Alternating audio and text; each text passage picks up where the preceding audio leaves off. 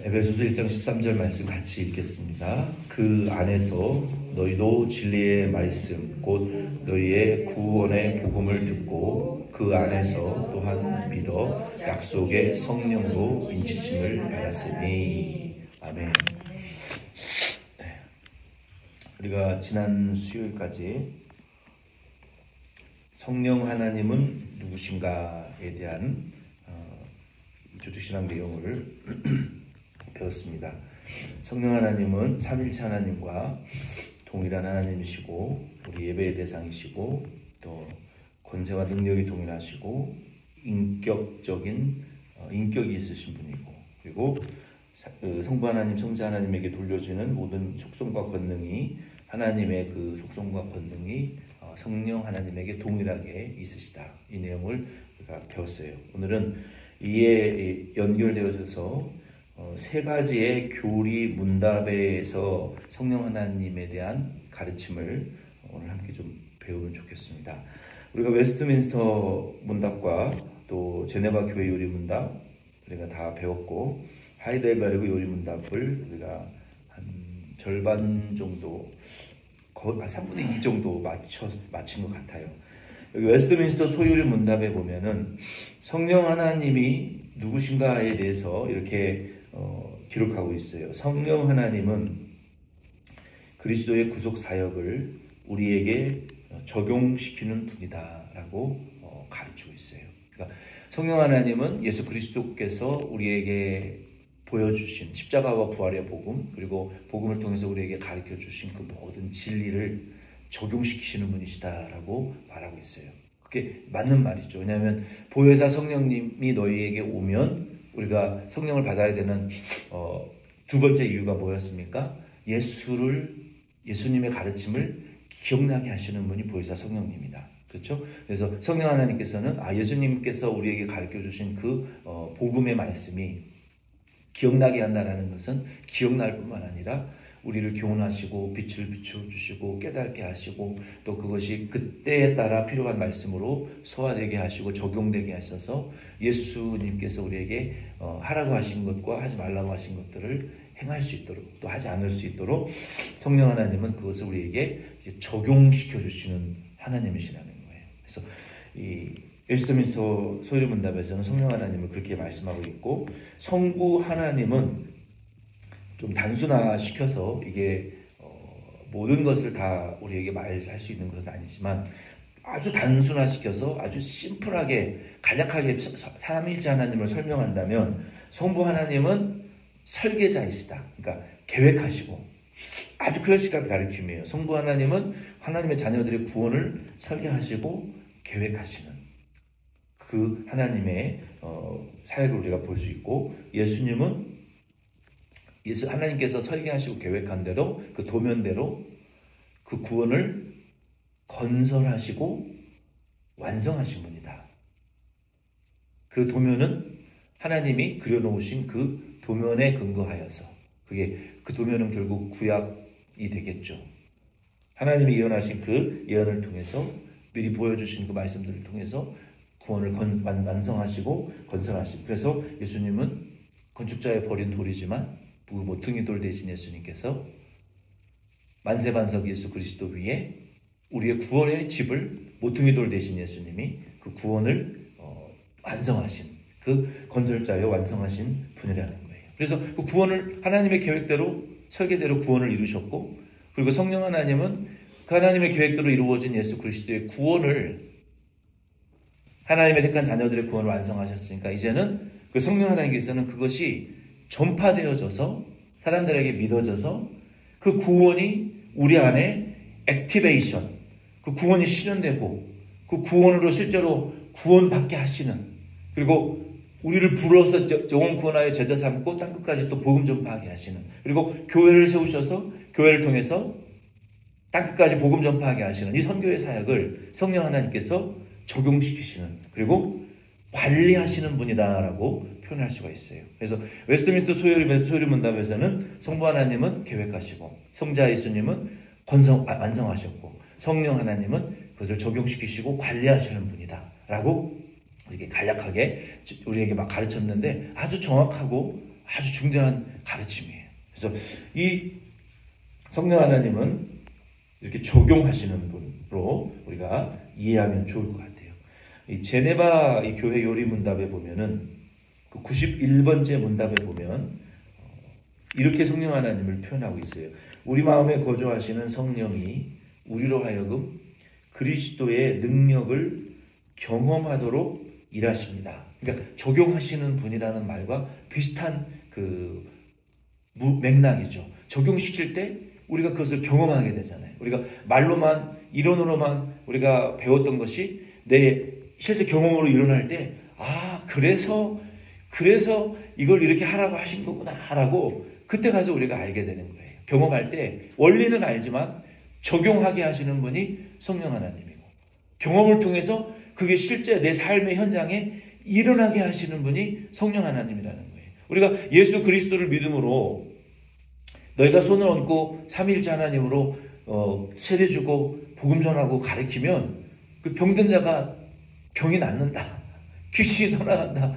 우리가 나가서 그 회복이 전까지는 모르거든요. 근데 성교 나가게 되면은 이제 목사님께서 지시를 해주세요. 안수기도도 해도 되고 병든 자에게 손을 얹고 기도를 해도 된다. 교회에 있을 때는 그 고난을 주지 않으시거든요. 특별한 수련회나 집회에 있을 때는 또 이제 다른 교육자들에게도 안수하고 또 귀신도 쫓아내고 병도 고치라 이렇게 하셨는데 그때까지는 몰랐는데 우리가 손을 얹으니까 그 사람 속에 있는 귀신이 정체가 드러나고 목소리도 바뀌고 눈도 시뻘겋게 바뀌어서 눈이 뺑뺑뺑 돌고 이상한 목소리를 내고 그리고 예수의 이름으로 뭐 소리도 안 질러요. 손을 얹는 흉내만 내도 귀신들이 소리를 지르고 자빠지고 쓰러지고 개거품을 물고 가까이 가지도 않았는데 예수의 예자만 꺼내도 나 자빠지고 그리고 억압이 풀려서 정상적인 사람으로 돌아오는 걸 보니까 그 중학교 고등학교 학생들도 그런 예수의 이름의 권능을 보니까 야 이거 리얼이네. 예수의 이름의 권세가 진짜 있네.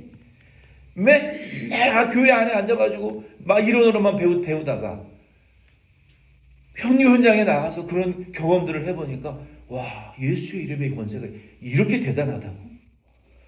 그 경험할 때 성령 하나님이 우리에게 적용시키시고 경험하게 하시는 분이 성령 하나님이시라는 거예요. 이는 성령이 우리에게 빛을 비추어 주셔서 그리스도로부터 얻는 유익을 깨달아 알도록 하셔서 그리스도를 통해 누리는 유익이 우리의 마음에 각인되도록 해주십니다. 그 성령 하나님께서 예수 그리스도의 이름이 고난 중에 우리가 예수의 이름을 불렀더니 미워 죽겠는 사람이 있는데 미워 죽겠고 죽이고 싶은 사람이 있을 때 기도도 안 되고 성경도 안 읽어지고 예배도 못 드리고 말씀도 은혜를 못 받아. 이 마음에 미움이 독버섯처럼 우리 안에 싹 퍼지게 되면요. 이 마음을 완전히 장악해 버리기 때문에 아무것도 할 수가 없어요. 근데 원수도 예수 이름으로 용서하고 사랑할 수 있다고 그랬는데 무슨 원수를 어떻게 용서하냐 사랑하냐. 근데 우리가 예수님을 만나고 나면 원수를 용서하는 용서가 내게로부터 오는 것이 아니라 예수로부터 오는 거예요. 예수로부터 와서 십자가에 달려 피 흘리시고 죽으신 그 예수님의 고난을 우리가 하나님 우리에게 보여주시든지 그리고 내가 얼마나 더 악한 죄인이라는 것을 깨닫게 하시든지 내가 정말 벌레만도 못한 구더기만도 못한 아무것도 할 수 없는 그런 존재라는 것을 우리에게 순간적으로 성령 하나님이 빛을 우리에게 조명을 쫙 비춰주실 때 깨달아질 때 내가 더 나쁜 놈이네. 저 사람보다 내가 더 지옥 갈 놈이네. 이걸 깨달아줘야 그 사람이 용서할 수 있거든요. 내가 그 사람보다 잘난 것이 아무것도 없어야 용서를 할 수 있는 거예요. 근데 내가 아무리 눈을 뒤집어 까고 찾아봐도 저 인간이 나보다 잘난 게 없으면 용서할 수가 없는 거예요. 근데 언제 우리가 낮아지냐면 자기 죄를 깨달을 때 예수 만날 때 아무리 눈을 뒤집어 까고 10대 번을 생각을 해 다시 나를 쳐다봐도 저 사람이 나보다 나은 것 같아. 그럴 때 그게 용서할 수가 있는 거예요. 근데 그렇게 빛을 비추어 주시는 분이 누구냐? 그게 성령 하나님의 역사라는 거예요. 그럴 때 용서할 수 있고 당신은 손으로 죄를 지었지만 당신은 입으로 죄를 지었지만 나는 내 마음과 생각으로 당신보다 추악하기가 그지없는 죄를 더 많이 짓는 어쩔 수 없는 똑같은 혹은 더한 죄인이라는 것을 내 들보가 내 죄가 기둥과 같이 더 커 보일 때 그때 용서할 수가 있는데 남의 죄는 이렇게 커 보이고 내 죄는 보이지도 않으면 용서할 수가 없는 거예요. 근데 내 죄가 이렇게 커 보이게 보여주시는 분이 누구냐? 성령 하나님이라는 거죠. 우리에게 그 빛을 쫙 비춰주시는 분이 성령 하나님이라는 거예요. 그래서 그것이 우리의 마음에 각인되어지도록 그래서 바울이 나는 날마다 죽노라. 날마다 나를 채찍으로 자기를 치고 자기를 피가 나도록 때리는 것처럼 자기를 부인하려고 했던 바울이 그래서 그런 거구나 라고 그 예수의 마음을 본받고 각인되어지는 이 효과가 성령 하나님이 우리에게 빛을 비춰주시는, 적용시켜주시고 경험시켜주시는 이게 중요한 거예요. 그래서 우리가 한 가지라도 경험해봐야 성령 하나님 우리에게 빛을 쫙 비춰줘 봐야 그게 경험이 중요한 경험이 그래서 그게 우리에게 예수의 복음이 우리에게 경험되어지기 때문에 그래서 예수님이 자기를 부인하라고 하셨구나. 그래서 예수님이 자기를 낮추라고 하셨구나. 그래서 예수님이 낮아지라고 하셨구나. 그래서 예수님께서 남의 발을 씻어주고 대접하지 말고 대접해주라고 예수님 그래서 그렇게 겸손하라고 말씀하시는 거였구나. 우리가 그 예수의 겸손이 그래서 우리 안에 이렇게 각인되어지게 해주신다는 거예요. 또한 성령은 우리 마음에 은혜가 자리할 공간을 만들어 주십니다. 이게 참 귀한 어떤 가르침인 것 같아요.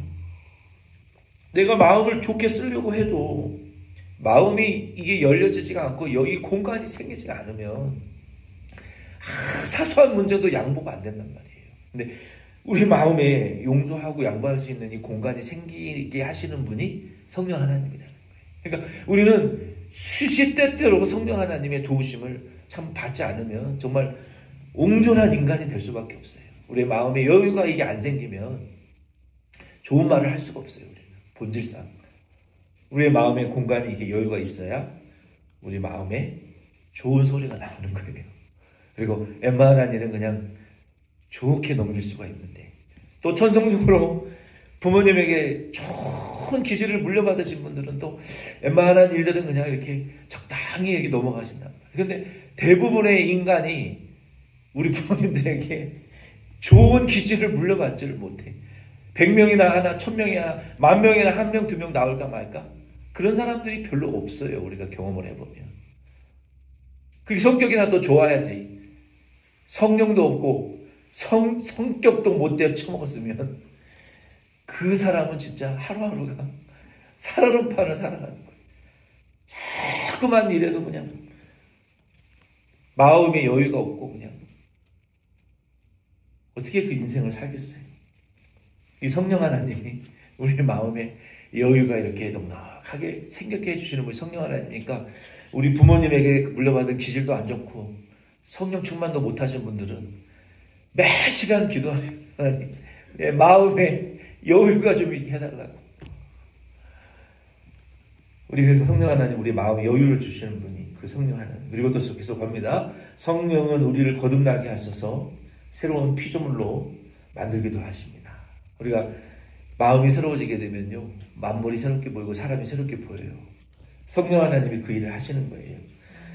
그러므로 그리스도 안에서 어떤 선물이 주어지든지 우리는 성령의 능력으로 받게 되는 것이다 라고 로마서 8장 11절이나 에베소 1장 13절에 우리가 읽었던 말씀대로 그 안에서 너희도 진리의 말씀 곧 너희의 구원의 복음을 듣고 그 안에서 또한 믿어 약속의 성령으로 인치심을 받았으니 우리가 예수 그리스도 안에서 우리에게 주신 그 복음을 들을 때 우리의 그 약속의 성령이 우리 안에 빛을 쫙 비춰주셔가지고 믿어지고 깨달아지고 은혜되게 하셔서 예수가 구주로구나. 예수가 나의 주님이시고 구주이시고 하나님이시구나. 내 제사함이시구나. 영생이시구나. 이렇게 믿어지도록 그 약속의 인치심의 성령을 우리가 믿어지고 깨달아질 때 믿을 때 우리 안에 도장을 쾅쾅쾅 찍는 것처럼 맞다. 옳다. 아멘이다. 그렇다. 동의하시고 제청하시고 우리 안에 확증 주셔서 우리가 예수 믿을 때 우리 안에 그 기쁨이 우리 뱃속에서부터 영원히 솟아나는 그 영생의 기쁨이 콱콱콱콱 쏟아나왔던 것처럼 그 약속의 인치심의 성령으로 우리가 이 구원받게 하신 예수 안에서 구원받게 하시니까 성령이시라는 거죠.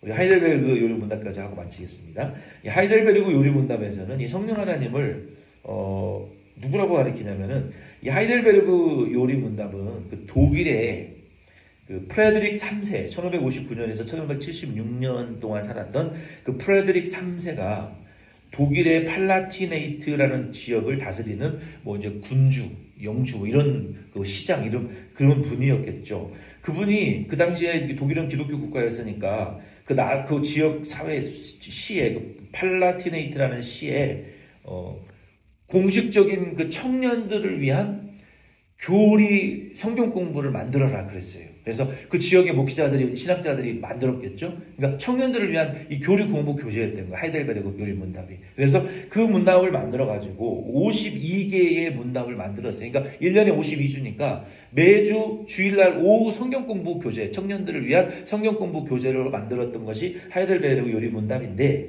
이 하이델베르그 요리 문답이 1563년에 만들어졌어요. 그리고 이 하이델베르그 요리 문답은 그 팔레티네이트라는 지역의 도시에 개신 기독교 교회들의 통일된 신앙 고백의 형태로 고안되어졌고, 그리고 지금도 유럽, 아시아, 아프리카 그리고 이 CRC라는 이 북미의 큰 교단이 있어요.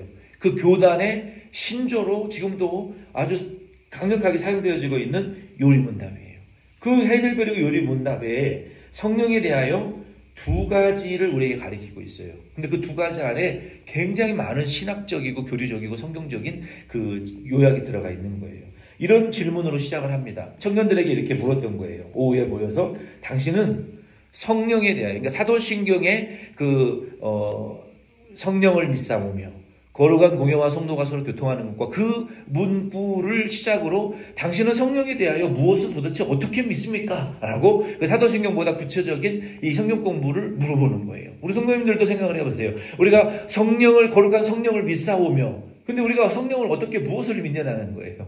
그걸 두 가지를 하이델베르그 요리문답에서는 가리키는데, 첫째, 성령은 성부와 성자와 함께 영원한 하나님이십니다 라고 믿는다는 거예요. 창세기 1장 1절로 2절, 마태복음 28장 19절, 사도행전 5장 3절로 4절 말씀대로. 그래서 우리가 성령을 믿사오며라고 고백을 할 때 성부 하나님과 성자 예수님과 성령 하나님은 동일한 삼위일체 하나님으로 우리가 믿는다라고 고백을 하는 거예요.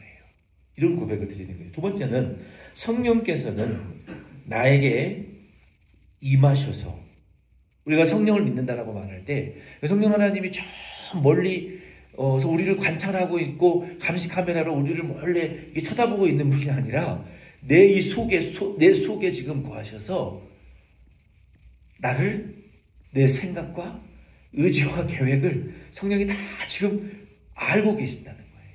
근데 우리가 잘못된 생각을 할 때 성령이 우리 뒤통수를 빡 때리시는 분이 아니에요. 성령 하나님은 우리 안에 계셔서 우리가 잘못된 생각을 하실 때 우리 안에 계셔서 감화하시고 감동하시고 우리에게 역사하셔서 아주 부드러운 우리의 음성으로 사랑하는 아들아, 그 하나님 기뻐하시는 일이 아니다. 그렇게 가면 하나님 슬퍼하실 텐데. 아주 그 성령의 9가지 열매 있잖아요. 그 성령 하나님의 성품이거든요. 그 9가지의 성품을 우리에게 다 보여주시면서 사랑, 인내, 화평, 온유, 자비, 충성, 절제, 이런 양선, 이러한 성격을 우리에게 다 보여주시면서 그러면 안 된다.